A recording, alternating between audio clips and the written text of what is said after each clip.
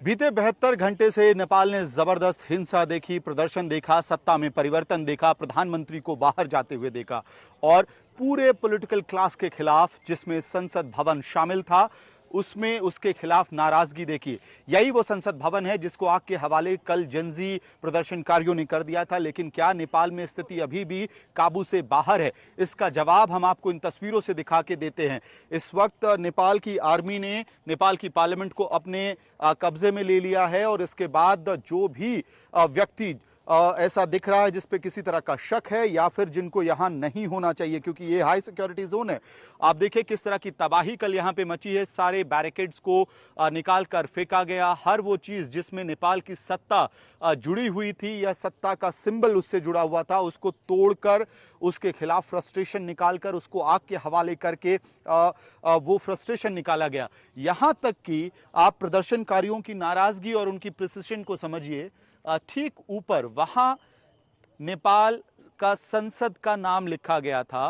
प्रदर्शनकारी ऊपर गए और संसद के नाम को वहां से उखाड़ा। ये एफर्ट लगाया गया है बाकायदा और पूरी जगह पे आपको सिर्फ तबाही का मंजर दिखाई देगा। और केपी शर्मा ओली जो प्रधानमंत्री थे नेपाल के, उनके खिलाफ जिस तरह के नारेबाजी हमने नेपाल की सड़कों पे जनजी प्रदर्शनकारियों द्वारा सुना, वो अपने आप में गवाह है कि आखिरकार किस तरह का फ्रस्ट्रेशन यहां लोगों के अंदर भरा हुआ था। केपी चोर गद्दी छोड़, ये नारे लगातार लगाए जा रहे थे प्रदर्शनकारियों द्वारा। और आप देखिए ये सिक्योरिटी चेक की जगह है जो आग के हवाले की गई है।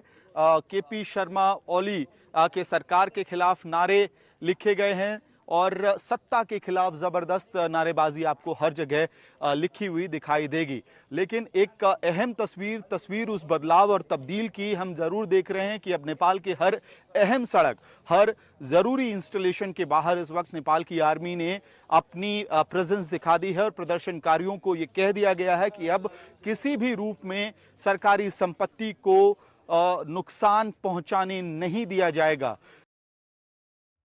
नेपाल का अब हम आपको सिंह दरबार दिखाते हैं। पावर सेंटर रहा है, सरकार यहां से चलती थी और इसी से लोगों का गुस्सा सरकार और सरकार से संबंधित हर इमारत पर फूटा। सत्ता का गलियारा धू धू कर जलने लगा। वहां नेपाल के प्रधानमंत्री केपी शर्मा ओली का दफ्तर है, कई मंत्रियों के वहां दफ्तर हैं, वही आईटी मिनिस्टर जिन्होंने सोशल मीडिया पर बैन लगाया था, वही फाइनेंस मिनिस्टर, वही अलग अलग इंटरनल सिक्योरिटी होम मिनिस्टर, और उन सब के दफ्तरों को आग लगा दी गई। सब गुस्से की भेंट चढ़ गए। हमारे ठीक पीछे नेपाल के राजा जिन्होंने नेपाल के साम्राज्य को यूनिफाई किया था, इकट्ठा किया था, पृथ्वी नारायण शाह की मूर्ति लगी हुई है। ये मूर्ति नेपाल की एकता का प्रतीक हुआ करता था और इस मूर्ति के ठीक पीछे नेपाल की सरकार, सत्ताधीश और उनके दफ्तर हैं। ये सिंह दरबार है, वही सिंह दरबार जहां पे एक वक्त नेपाल के प्रधानमंत्री, मंत्री और सारा सरकारी कर्मचारियों का सिस्टम होता था। सामने बैरिकेड दिखेगा, अंदर आपको धुआं दिखाई देगा और फायर ब्रिगेड इस वक्त इस सिंह दरबार के अंदर आगजनी के 24 घंटे बाद भी काम कर रही है। तो आप समझ जाइए किस तरह की तबाही वहां हुई। नेपाल के इस सिंह दरबार पर जेनजी प्रदर्शनकारियों ने अपना कब्जा स्थापित कल किया था। सत्ता परिवर्तन का चिन्ह आपको वहां उस दीवार पर लिखा हुआ दिखाई देगा, कैप्चर जेनजी, यानी कि जो जेनजी विनर। ये संभवतः उस वक्त लिखा गया होगा जब जेनजी प्रदर्शनकारी यहां अपना जीत का जश्न मनाते हुए जा रहे थे। फिलहाल पूरे नेपाल की सड़कों पे आर्मी की गाड़ियां कुछ इस तरह से दौड़ते हुए दिखाई दे रही हैं। आगे लाल झंडा लगा हुआ है और जिस जगह से ये गाड़ियां जा रही हैं वहां ये स्थापित हो रहा है कि अब ये इलाका आर्मी के कंट्रोल में आ चुका है और किसी भी जेनजी प्रदर्शनकारी को किसी भी रूप में सरकारी संपत्ति को नुकसान करने के लिए नहीं दिया जाएगा। ये एक छोर है जो सिंह दरबार की तरफ आता है, आपको आर्मी वहां पे दिखाई देगी मार्च करते हुए। दूसरी तरफ जो एटीएम सेंटर है, ट्रैफिक पुलिस का बूथ था, उसके अंदर से अभी भी धुआं आता हुआ आपको लगातार दिखाई देगा। सिंह दरबार का एक रास्ता, वहां पे आगजनी, वहां तबाही का मंजर, वहां पे धुआं अभी भी निकलता हुआ और आर्मी मार्च कर रही है। ये मार्च इस वक्त सबसे अहम तस्वीर है नेपाल की जनता के लिए, ये भरोसा दिलाने के लिए कि अब सब कुछ सामान्य करने की प्रक्रिया को शुरू कर दिया गया है। लेकिन कल इसी सिंह दरबार के आसपास किस तरह से हिंसा हुई, उसका एविडेंस, उसका प्रूफ आपके सामने है। पहले मोटरसाइकिल्स को इकट्ठा किया जाता है और फिर उसको आग लगाया जाता है। ये खाद्य व्यवस्था व्यापार कंपनी लिमिटेड यहाँ की है और साथ ही ट्रैफिक पुलिस का बूथ था जिसको पूरी तरह से आग के हवाले कर दिया गया। सिंह दरबार के अंदर लगभग हर सरकारी डिपार्टमेंट और दफ्तर में आग लगाया गया है कल प्रदर्शनकारियों द्वारा। अब हम दूसरी तरफ आपको तस्वीर दिखाते हैं, यानी कि किस तरह से आर्मी इस वक्त नेपाल की हर व्यवस्था को अपने कंट्रोल में ले रही है। जो राष्ट्रीय बैंक है नेपाल का, आरबी बैंक, उसके हेडक्वार्टर्स के अंदर भी कल तोड़फोड़ हुई है। लेकिन किसी और ब्रांच के अंदर हमें बताया जा रहा है कि जनजी प्रदर्शनकारियों और खास तौर पे उसमें जो थर्ड पार्टी एलिमेंट की अब बात की जा रही है, उनकी वजह से भारी नुकसान हुआ उस बैंक के अंदर।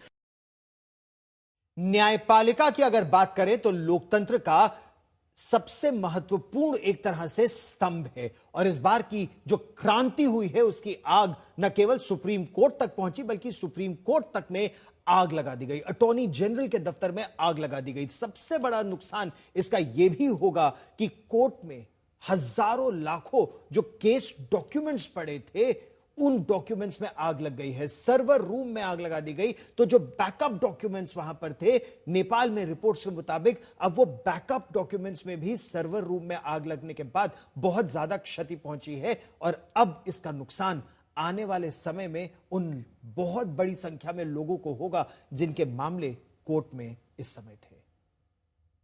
कल जिस तरह से नेपाल के सुप्रीम कोर्ट और अटॉर्नी जनरल के ऑफिस में आग लगाया गया, इसके बाद इस वक्त कई सारे जो लॉ स्टूडेंट्स हैं और लॉयर्स हैं वो नेपाल के सुप्रीम कोर्ट और अटॉर्नी जनरल के ऑफिस के ठीक बाहर खड़े हैं।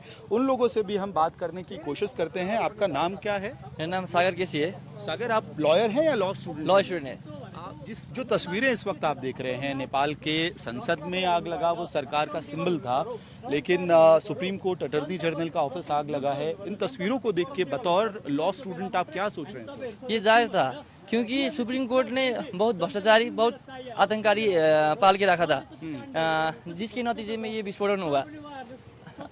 जो हम सुप्रीम कोर्ट को हम एक मंदिर के रूप में लिए थे, उसने मंदिर के पुजारी है ना, वो सब भ्रष्ट आतंककारी हो गया था, इसके लिए ये विस्फोटन होना जरूरी था। लेकिन कई सारे जो दस्तावेज होंगे क्रिमिनल्स के खिलाफ, जिनके खिलाफ भ्रष्टाचार के केस चल रहे थे, वो दस्तावेज भी यहाँ पे जल गए होंगे। कंप्यूटर्स हम देख रहे हैं, वो सीपीयूज लेकर गए हैं प्रदर्शनकारी, उसमें आग लगाया। तो फिर आगे लीगल कार्रवाई कैसे होगी? लीगल कार्रवाई इसके हार्डवेयर सॉफ्टवेयर होते हैं, जो डाटा है उस सॉफ्टवेयर के अंदर है, बहुत सुरक्षित है।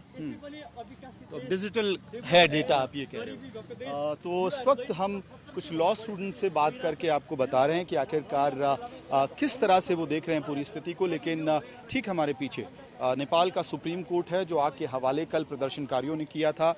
ये मोटरसाइकिल्स को यहाँ पे इकट्ठा किया गया, उसमें आग लगाया गया, आगजनी की गई और कई घंटों तक सुप्रीम कोर्ट और अटॉर्नी जनरल के ऑफिस के ठीक बाहर ये प्रदर्शन चलता रहा। अलग अलग राय है, खास तौर पे नेपाल के जो लॉ स्टूडेंट्स हैं या लीगल कम्युनिटी के लोग हैं, उनका, कुछ लोगों का कहना है कि इससे संभवतः थर्ड पार्टी एलिमेंट्स ने एंट्री मारी थी इस प्रदर्शन के अंदर, जिसकी वजह से नेपाल के सुप्रीम कोर्ट को भी टारगेट किया गया। और इसके साथ साथ उनका मानना है कि जिस तरह से अब आर्मी ग्राउंड पे है तो संभवतः आर्मी कंट्रोल कर पाएगी सिचुएशन को। और जगह जगह इस तरह की गाड़ियां आपको दिखाई देंगी इस वक्त नेपाल की सड़कों पे जाते हुए, जो ये मैसेजिंग देने की कोशिश कर रही है कि अब किसी तरह से नेपाल के सरकारी संपत्ति को नुकसान ना पहुंचाया जाए। अमित भारद्वाज, काठमांडू, आज तक।